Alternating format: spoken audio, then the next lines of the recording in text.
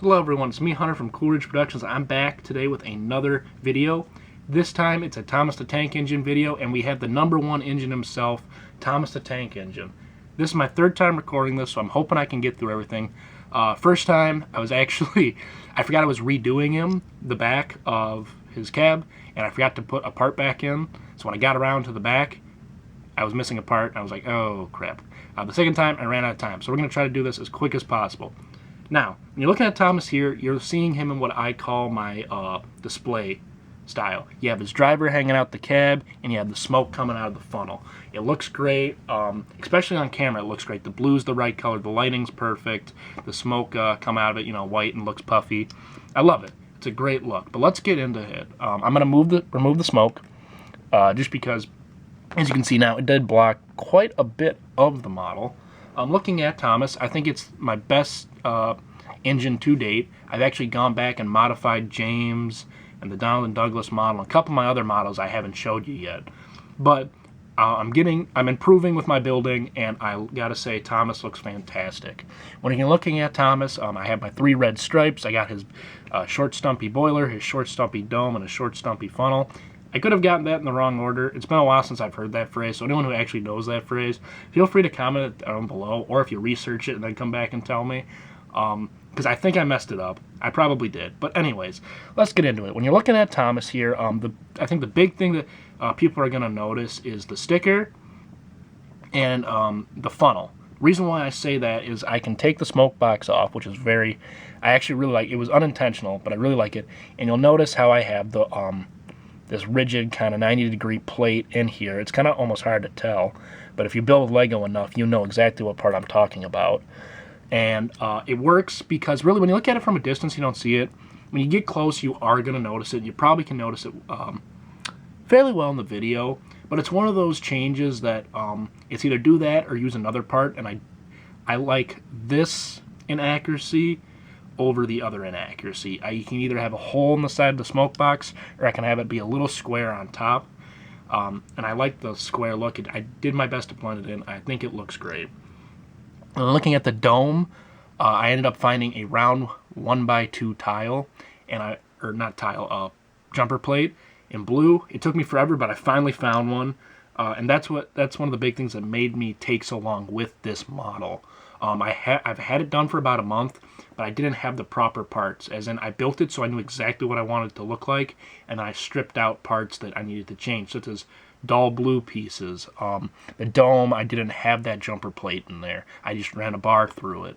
The red stripes were actually made up of 2 parts instead of 1, and stuff like that just makes it look better, in my opinion. So I'm kind of really happy I waited the extra month to get all those exact parts in.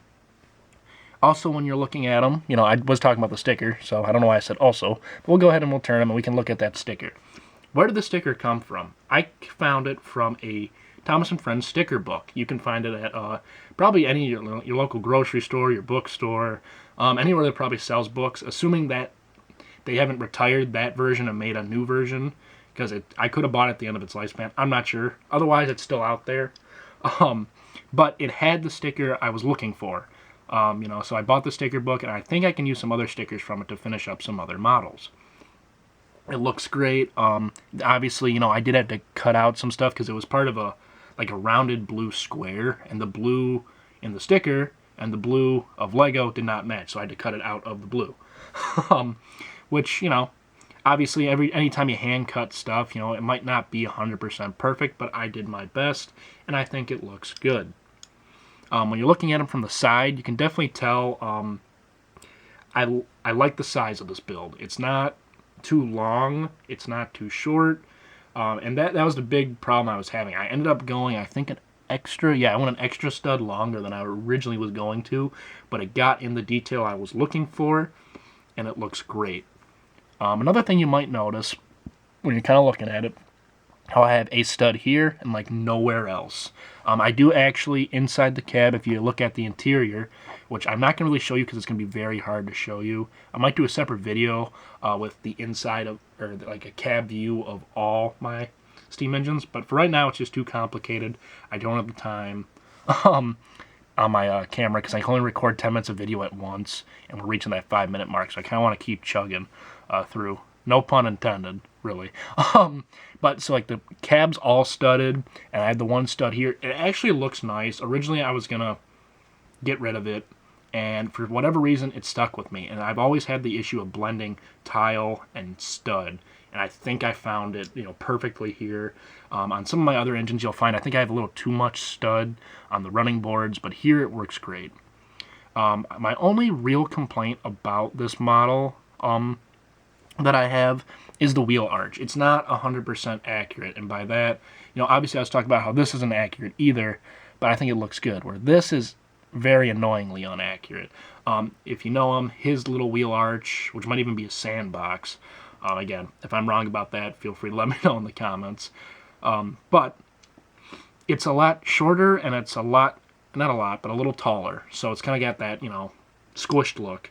I can't really do that in Lego, just because there's not like a single part that goes up and down. If it was like a 1x2 that went up and down, I probably would have just used that, but I didn't locate one. There is one, and I'm just silly and missed it, so be it.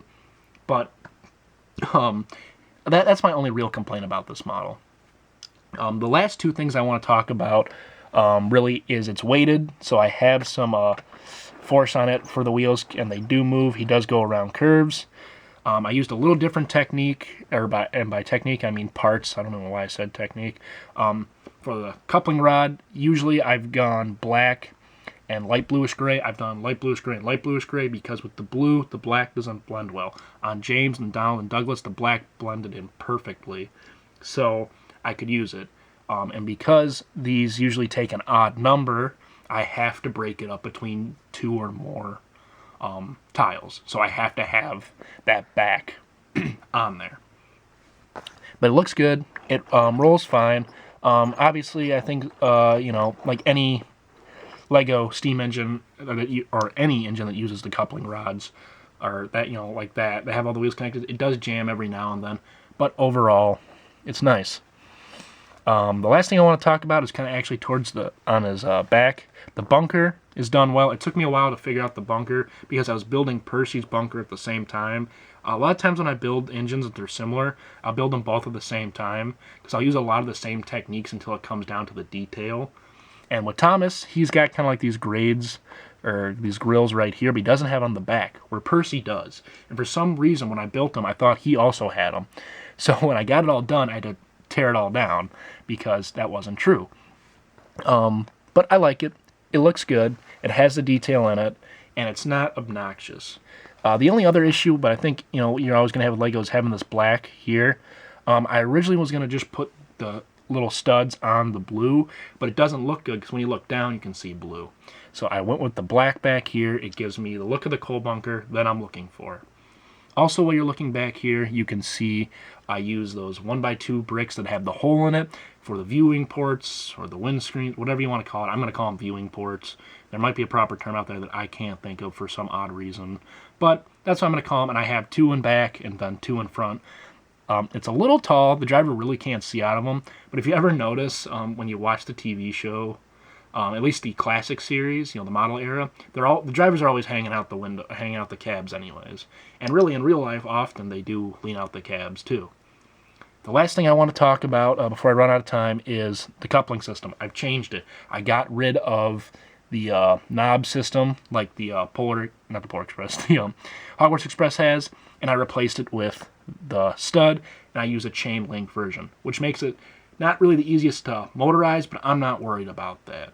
I'm running out of time, and this has been pretty much the best review I've gotten so far, and I'm going to leave it. There's a lot more I could talk about with this model, I'd love to talk about, but I'm not going to worry about that today. For right now, I finally got this model out to you. I'm going to put a smoke back on too for the end of the video. I really hope you enjoyed it. I know this has been a model everyone's been looking for, at least those who have started to enjoy my change of build. I know not everyone, I am a Star Wars guy, and building these models is very different from Star Wars, and not a lot of people I think like them. At least that follow me initially, but I know I've gained some new followers that really enjoy it, and even just any Lego train enthusiasts. I hope you enjoy this.